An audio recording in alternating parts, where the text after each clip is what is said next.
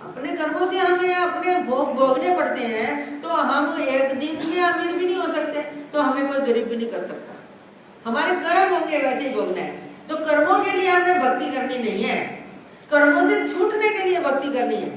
छूटने के लिए कि हम जन्म मरण से कर्मों के छूटे, तब वो भक्ति तुम्हारी फलदायी ठहरती है, वो बढ़ती है, यशस्वी होती है, परमेश्वर प्रसन्न हो जाते हैं और आपके कई कर्म माफ कर देते हैं।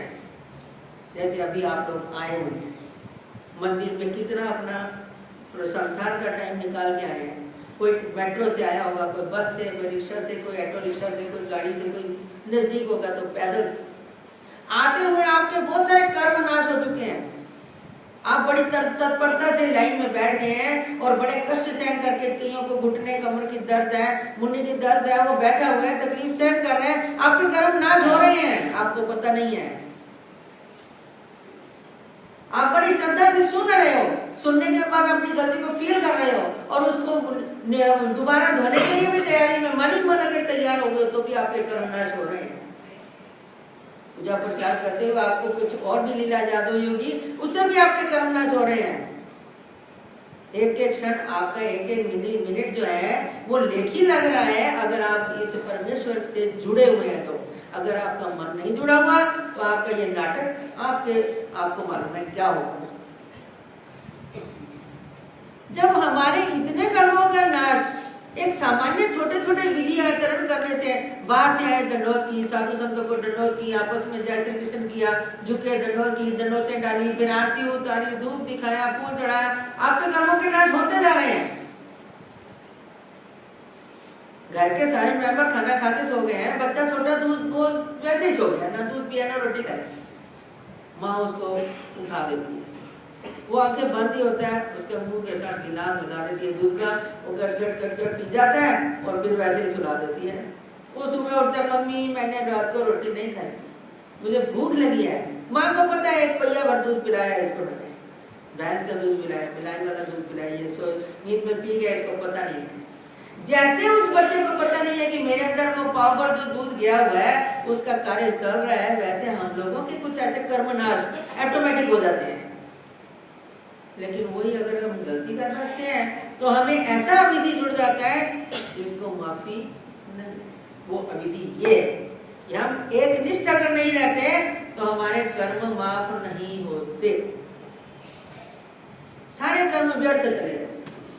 आज से पीछे जो आपने पतिव्रता धर्म भंग करने से पहले जो कर्म किए होंगे धर्म संबंधित, बस वही आपके काम आने वाले हैं। उसके बाद आपने जो कुछ किया होगा वो परमेश्वर स्वीकार नहीं करते, वो स्वीकार नहीं करते। इसलिए जाने अनजाने में कभी भी आप लोगों के साथ ऐसा, कोई कहता है शादी नहीं होती तो उसके लिए कोई टेवे दिखाने हैं, कोई पत्थर पहनना है, कोई धागा पहनना है, किसी मंदिर जाना है, नवग्रह की पूजा करनी है, यज्ञ करना है, ऐसा भी आजकल कुछ ढोंग रचाया जा रहा है। यज्ञ करो, नवग्रह की पूजा करो, ऐसा भी हमारे धर्म वाले कहने लग गए हैं कुछ लोग। लेकिन इन बातों के बहकावे में भी आप कभी ना आए, चाहे वो मेरे जैसा सन्यासी कपड़े बैठ के भी क्यों ना पहन के बैठा हो, इनमें मत आओ। आपको जो गुरुजन बताते हैं धर्म की शिक्षा के लिए, उसमें चलते हुए आपके कर्म धर्म सब जुड़े हुए हैं। अगर लड़के की शादी होनी है तो लड़की अब थोड़ी पैदा होनी है, वो भी तो कहीं पैदा हुई है, वो होना ही है। आप कर्मों के धागे से बंधे हुए हैं, आपने देवता के कर्मों के अनुसार वो काम आपको करवा रही है, आप कर रहे हैं, सुख रूप या दुख रूप पाप पुण्य सब भुगतवा रही है। लेकिन आप इसको छोड़कर अगर थोड़ी देर में उधर चले जाते हैं तो ईश्वर आपके नहीं है, ईश्वर आपके नहीं है। चाहे आप पीढ़ी भगत हो, चाहे नए भगत हो, चाहे जद्दी के हो, चाहे कुछ भी हो, आपके भगवान नहीं है। अभी मैंने लीला सुनाई है कि भगवान कहते हैं उद्धव और अर्जुन को छोड़कर उसमें मेरा था कौन।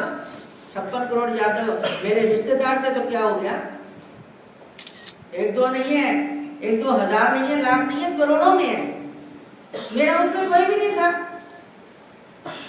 हमारे में कौन होगा जो तन मन धन से उसका है। वो रोटी बनाता है तो भी कहता है महाराज के लिए कल सब्जी बनाई थी, आज दाल भी बना दी। बनाकर इंतजार करते हैं कोई मेरे घर साधु आएगा, नहीं आया तो फिर खाना खाते भी उसको दुख होता है कि मैंने ही बनाया और मैंने भी खाया। हर वक्त वो तलमल करता है कि मेरा आज 5 माला भी नाम जपा नहीं गया, मैंने एक भी लीला याद नहीं की, एक भी दंडौत नहीं डाली, कहीं भी मैंने किसी तीर्थ स्थान की या किसी अवतार की याद नहीं की। ऐसा वो मानी मन दुखी रहता है। उसमें अपना मन लगाओ, उससे आपके कर्म कट जाएंगे और परमेश्वर आपको रास्ता दिखाएंगे। नहीं तो हम अगर पथभ्रष्ट हो गए तो हमारे लिए कोई भी रास्ता नहीं है, कोई भी रास्ता नहीं है। अभी कुछ दिन पहले मेरे पास एक लड़की का किसी का फोन आया था कि भाई मैं ऐसा कोई तकलीफ हो गई है मेरे भाई को। तो मैंने कहा आपके पास ही है जाली का देव, तो आप वहाँ चले जाओ। कहते हैं हाँ वो तो जाती रहते हैं, हम इसको किसी छुमंत्र वाले जैसे वो उतारते हैं, भाई बाधा हो गई है उसको, तो उसके पास लेके गए थे। मैंने कहा उसके पास लेके गए थे तो फिर मेरे पास क्या क्यों आना था? उसके पास लेके गए थे ना, तो फिर मेरे पास क्यों आना था? फिर जाओ उधर। मैंने कहा जाओ जहाँ जाना है, क्योंकि मेरा और तेरा रिश्ता ही क्या रह गया? मेरा रिश्ता किसके साथ है? जो मेरे भगवान का है। भगवान भी कहते हैं वो कौन है जिनको तुमने मिलने जाना है, वो मेरे रिश्तेदार है, क्योंकि हमारे संबंधी है। भगवान कहते हैं उनको मिलो, उनके पास जाओ, उनसे सुख दुख पूछो क्या करना है, तुम और किसी के पास मत जाओ। इसलिए हमें संसारिक लोगों को सुख दुख चलता ही है। आप एकनिष्ठ रहें, एकनिष्ठ रहने से परमेश्वर प्रसन्न हो जाते हैं। इसलिए भगवान कहते हैं अर्जुन को, मन मना मेरे में मन लगा, मन भक्त मेरा भक्त बन। भगवान ने क्यों नहीं कहा किसी और का बन? आजकल कुछ बहुत से लोग राधा कृष्ण वगैरह वगैरह के अधीन हो गए हैं। वो हम लोगों को हाथ ऊपर करके राधा राधा या राधे राधे का जाप करने की जरूरत नहीं है। हमने श्री कृष्ण ही कहना है, हमने श्री चक्रधर ही कहना है, हमने और किसी का जाप नहीं करना। कोई विष्णु मानता है कि वो भगवान श्री कृष्ण वही है, विष्णु के अवतार नहीं है, परमेश्वर स्वयं पर ब्रह्म परमेश्वर अवतार है। ये भगवान ने खुद ही भगवत गीता में सबूत करके दिया है कि मैं कौन हूं। अपना परिचय देते हुए भगवान ने कहा मेरे अधीन ये सारी सृष्टि है। अगर विष्णु का अवतार होगा तो देवता के अधीन हो गया ना। वो तो ऊपर वाली देवता नीचे वाली देवता को दे दिया अवतार ले लो, या देवता खुद अवतार ले लेती है। परमेश्वर वैसा नहीं है। और देवताओं के काम आपको सुख और दुख बितवाने के हैं। परमेश्वर के धर्म में आपके सुख और दुख रूप पाप रूप पुण्य रूप कर्मों को काटने के हैं। आप कहेंगे पुण्य क्यों काटते? अरे हम एक पुण्य का जन्म भोग रहे हैं, इसमें तो हमें नाकी नौ आ गया, साढ़ी साथी की तरह बुरा हाल हो गया है, तो अनेक जन्म ऐसा हमारे बैलेंस पड़ा है, उसको काटेंगे कब? इसलिए परमेश्वर हमारे अच्छे और बुरे दोनों तरफ का ख्याल रखते हुए हमारे किसी भी धर्म रूप कार्य से हमारे बहुत से कर्म कट जाते हैं। जैसे आप लोग मिलते हैं, खुशी होती है, बाबा जी मिलते हैं, खुशी होती है, मैं आपको मिलती हूँ, खुशी होती है। खुशी से हमें पाप पुण्य कर्म करते हैं।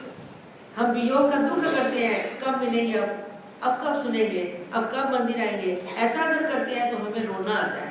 रोना आने से पाप रूप कर्म कट जाते हैं। इसलिए हमने पाप और पुण्य दोनों का ही ख्याल करते हुए जो भी धर्म रूप विधियां हैं उसको आजमाएंगे तो हमारे अपने आप ही कर्म कट जाएंगे। वरना आप परमेश्वर को छोड़कर किसी और के दरवाजे पर जाओ, ये भगवान को सहन नहीं होता।